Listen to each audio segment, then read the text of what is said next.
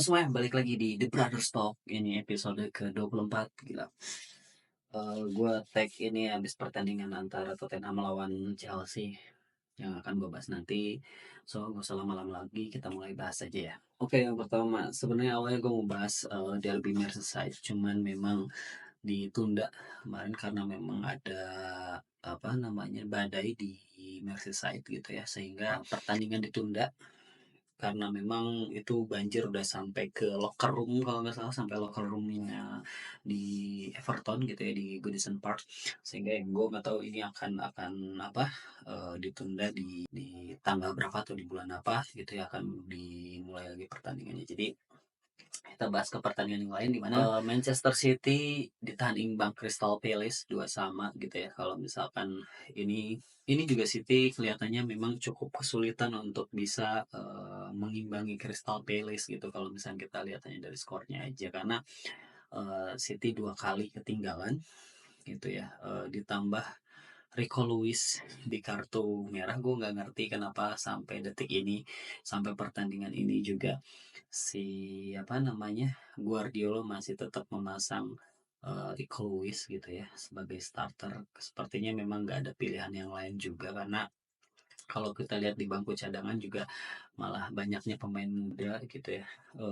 Di sini City sempat kalah 1-0, terus disamakan 1-1, kalah lagi di menit 56 dan disamakan lagi oleh Rico Lewis jadi 2-2 gitu ya. Gue ngeliat ini harus benar-benar segera dievaluasi sih sama Pep Guardiola gitu, terutama kalau misalkan kita lihat gitu ya, Kyle Walker di sisi kanan, 2 gol yang tercipta oleh Crystal Palace itu sebenarnya ada andil dari marking Kyle Walker yang memang nggak bagus gitu, sehingga memang tercipta 2 gol ini.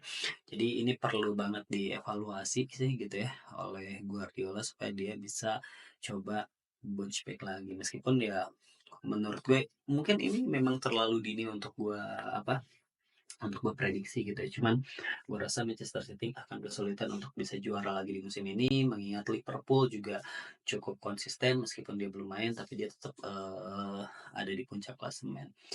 Jadi ini akan jadi musim yang berat buat Guardiola dan Manchester City, mengingat ya mungkin pemainnya juga sudah tidak terlalu memiliki apa namanya ambisi gitu ya untuk bisa menjuarai Premier League. Ditambah lagi juga mungkin ada beberapa faktor yang memang non teknis yang mempengaruhi dari psikologis saat pemain-pemainnya Manchester City ini. Terus berikutnya ini ada Manchester United. Ini kita masih bahas tim dari Manchester gitu ya. Manchester United yang memang bukan ditahan imbang tapi kalah dari Nottingham Forest, bermain di Old Trafford. Gue nggak nyangka, gue kirain ini akan bisa jadi pertandingan yang cukup menjanjikan untuk Manchester United gitu ya. Tapi ini agak mengejutkan gitu ya.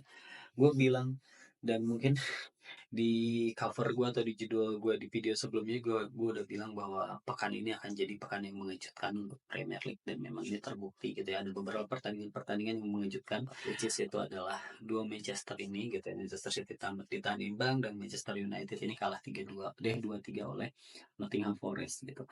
Nah, gue juga nonton full sebenarnya pertandingan ini, dimana gol cepat dari Nikola Milenkovic dari sundulan gitu ya, dari tendangan sudut itu ngeliatin banget bahwa koordinasi dan memang fokus dari lini belakangnya MU belum belum belum kelihatan pada saat terjadi gol ini, sehingga ya Onana juga nggak bisa banyak bergerak gitu ya pas gol pertama ini. Lalu sempat disamakan sama Rasmus Højlund di babak pertama gitu ya, tapi Nottingham Forest menambah 2 gol lagi gitu, dan di akhirnya diperkecil kedudukannya oleh Bruno Fernandes.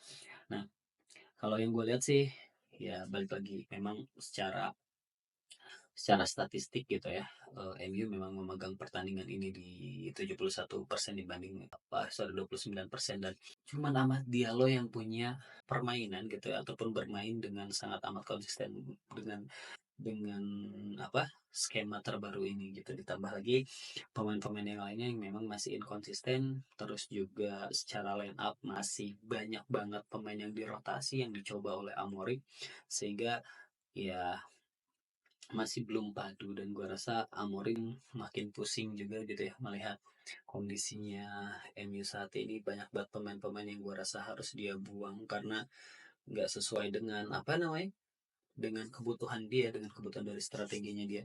Ya MU akan terus kayak gini gitu ya. Selama musim ini gua rasa selama gak ada perombakan dari sisi pemainnya gitu, mau gak mau ya Ineos harus bisa dan harus sadar bahwa dia harus berdarah-darah dulu untuk bisa ngebangun tim ini bisa kembali lagi untuk lebih kompetitif di puncak klasemen atau di papan atas gitu ya. Karena sekarang dia notabene ya cuman lebih baik dari tim-tim kayak Crystal Palace, Everton gitu ya.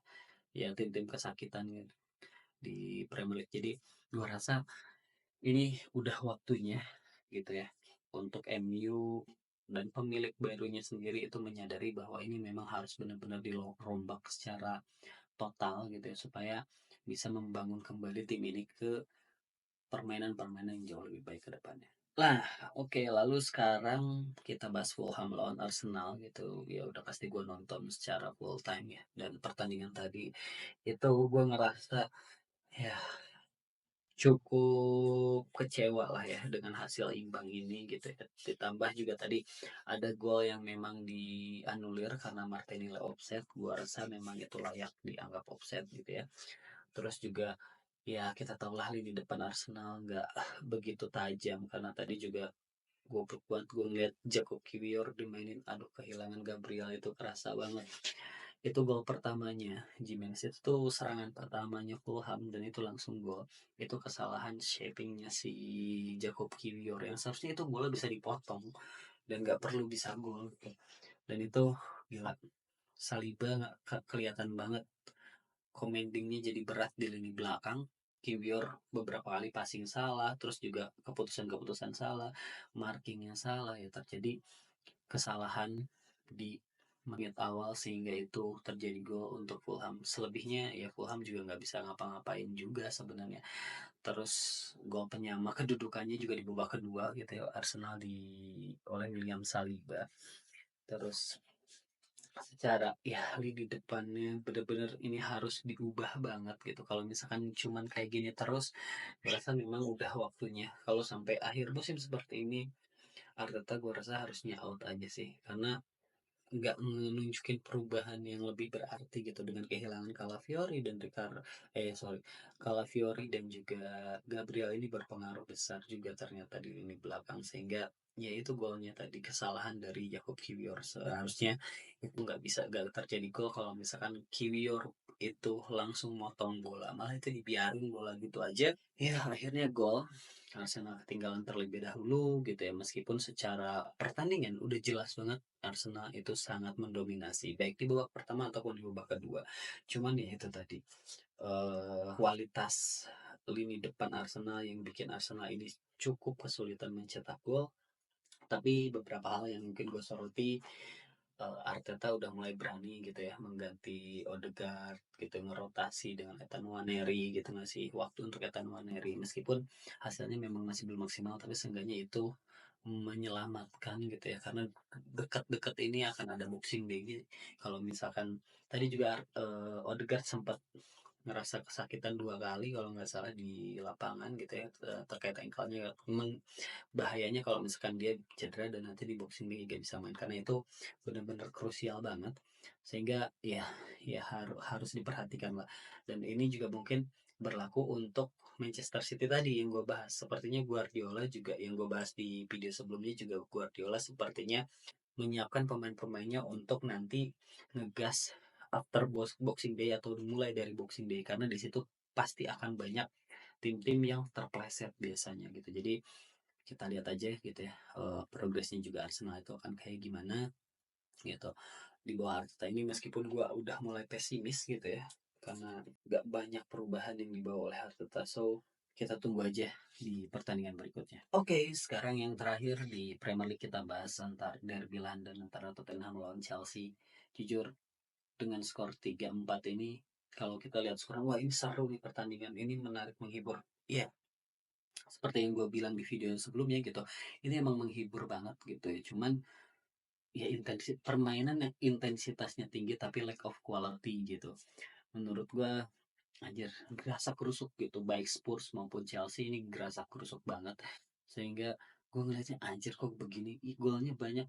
Dua gol Spurs di babak pertama itu karena si Cucurella kepleset dua kali gitu sampai akhirnya ganti sepatu gitu. Selebihnya nggak ada yang bagus dari Spurs, katro sebenarnya dua-duanya. Cuman Chelsea Chelsea menang juga katro dua kali penalti men gitu. Dia menang dua kali penalti golnya. Dia meskipun emang itu benar-benar penalti, itu layak dikasih penalti ya. Ya memang Spursnya juga ngaco gitu. Postecoglou terlalu berani gitu ya, dan sumpah tadi juga Son ngebuang banyak peluang, terus Kulusevski di luar setelah dia mencetak gol itu permainannya jelek banget. Madison telat dimasukin. Ya, Tottenham bener-bener aduh ini gue gak tau deh ini tim apaan gitu ya. Dia sempat menang 2-0 terus dibalikin jadi 3-4. Son juga mencetak gol di menit akhir yang harusnya udah bisa cetak gol di menit-menit sebelumnya gitu ya, ada golden chance gitu, cuman tendangannya nggak ketapis nggak tapi ngelebar gak jelas kemana gitu ya. Ya ini pertandingan emang kelihatannya skornya cukup seru gitu ya 3-4, cuman kalau lu nonton tadi asli lack of quality banget sih menurut gue. Cuman di sini Chelsea lebih baik gitu ya, lebih bisa memanfaatkan setiap peluang. Terus juga ya Chelsea diam-diam kan udah ada di papan atas gitu ya, sekarang ada di runner up nempel Liverpool gitu dan berbeda 2 poin dengan Arsenal. Jadi gue patut mengapresiasi apa yang dilakukan oleh Maresca karena patternnya Chelsea udah sangat amat kelihatan di musim ini gitu ya. Gue selalu mention itu di hampir setiap video yang gue bahas mengenai Chelsea. Jadi ini pertandingan secara skor banyak tapi lack of quality. Tottenham gak akan kemana-mana.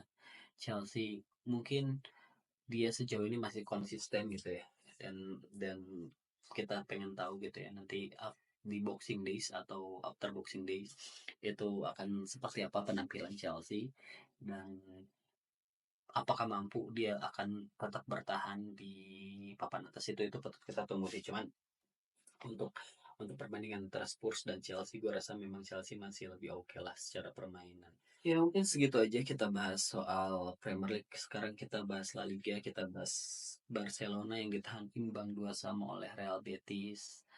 Lagi-lagi Barcelona ketahan gitu ya di Giornata ini gitu ya. Di pertandingan-pertandingan sebelumnya juga sempat kalah terus juga imbang juga. Dia belum meraih 3 poin dalam satu pertandingan ini. Yang gue soroti sih sebenarnya soal klinikal dari Barcelona, karena ada satu momen juga Ferran Torres punya punya kesempatan yang cukup bagus gitu ya, tapi nggak berhasil memaksimalkan itu jadi gol gitu, sehingga ya Barcelona ditahan imbang 2 sama oleh Real Betis dan jarak dengan Real Madrid itu makin tipis, mengingat Madrid masih punya satu pertandingan gitu ya. Ya sekarang bedanya itu 3 poin karena Madrid kemarin menang. Ya mungkin kita bahas dulu Betis sama Barcelona gitu ya. Barcelona ditahan imbang dua-dua ini ya, secara statistik menang banyak lah gitu ya. Secara statistik itu Barcelona memang selalu unggul gitu dari sisi possession ball gitu, dari sisi total shootnya cuman kalah gitu dari Betis. Betis itu 12, terus juga Barcelona itu cuma 9. Sementara untuk ya hasilnya ya dua sama, dan untuk statistik secara keseluruhan ya seharusnya ini Barcelona bisa menang sih. Cuman lo ngandelin pemain muda pasti akan ada up and down-nya gitu ya. Secara konsistensi pasti akan amat layak untuk dipertanyakan, sehingga hal ini bisa terjadi. Ya ini harus benar-benar buru-buru dibenahi oleh Hansi Flick agar gak kekejar oleh Real Madrid dengan defisit satu pertandingan gitu ya. Ya poinnya sama sih harusnya. Kalau katakanlah Madrid menang gitu ya, dia mengantongi 3 poin, sisakan sebenarnya satu pertandingan. Nah, kalau misalkan Madrid menang itu secara poin sama, dan memang itu akan berbahaya buat Barcelona secara goal defisit pun nggak terlalu jauh gitu. Jadi ya kita lihat lah. di La Liga ini akan seseru apa, cuman kayaknya memang akan ketat banget gitu ya di musim ini, mengingat Barcelonanya yang memang lagi goyang, terus juga Real Madridnya juga sebenarnya masih belum konsisten sih kayak gitu. Jadi ini bakal seru banget sampai akhir musim ini akan seperti apa dan siapa akan jadi juaranya. Oke, yang terakhir. Yang terakhir gue bahas soal Serie A gitu. Ada pertandingan-pertandingan yang cukup seru sih. Inter menang 3-1 lawan Parma. Ini main di Giuseppe Meazza dan sudah bisa ditebak gitu ya. Lalu Atalanta kembali menang dan kembali memuncaki klasemen gitu ya dengan 34 poin. Beda 2 poin dengan Napoli, yang Napoli nanti akan main di jam 3 gitu ya. Karena ini gue masih di jam gue belum belum kick off gitu. Napoli akan main lawan Lazio tapi main di kandang, ya kemungkinan Napoli bisa menang sehingga Napoli bisa balik lagi ke Capolista, dan Atalanta sih cukup oke gitu ya. Dan Milan kalah 2-1, ya gue nggak kaget sih mengingat Atalanta yang memang lagi oke gitu ya, secara secara performa lagi cukup bagus, dan Milan juga yang masih angin-anginan gitu, secara ya permainannya lumayan oke tapi masih angin-anginan dan inkonsistennya itu benar-benar kentara banget, sehingga hal ini bisa terjadi dan itu gue rasa wajar gitu. Terus berikutnya ada Juve lawan Bolonya. Juve lawan Bolonya gue nonton setengah main sih, dan jujur agak ngebosenin gitu ya, ngebosenin, dan hasilnya juga imbang. Gue rasa ya kualitas pemain Serie A dan juga yang dimiliki sama Juve nggak begitu bagus dan nggak begitu begitu ngeblend sejauh ini gitu ya dengan apa yang dimau sama Mota. Ya cuman kita pengen pengen lihat lah akan seperti apa ya di liga gitu ya, di Serie A Juve tetap Juve, dia bisa ya seenggaknya masuk ke empat besar gitu ya, bersaing dengan Inter dan juga Napoli. Cuman ngelihat kondisi Atalanta sekarang yang cukup bagus, Fiorentina juga sebenarnya secara performa cukup bagus, sehingga itu agak sedikit menyulitkan lah buat Juve bisa sesegera mungkin naik ke papan atas, karena memang Fiorentina pun kemarin menang 1-0 lawan Cagliari. Terus ada Roma juga yang menang 4-1 dari Lecce gitu ya. Ya, Atalanta dan Napoli sekarang ada di papan atas. Ya, ya seru kalau misalkan antara antara Atalanta atau Napoli yang bisa juara di Serie A di musim ini. Tapi apalagi kalau misalnya Atalanta yang bisa juara sama Gasperini, ya itu bagus banget karena mereka sempat mempunyai periode yang cukup bagus di 2 atau 3 musim sebelumnya gitu ya.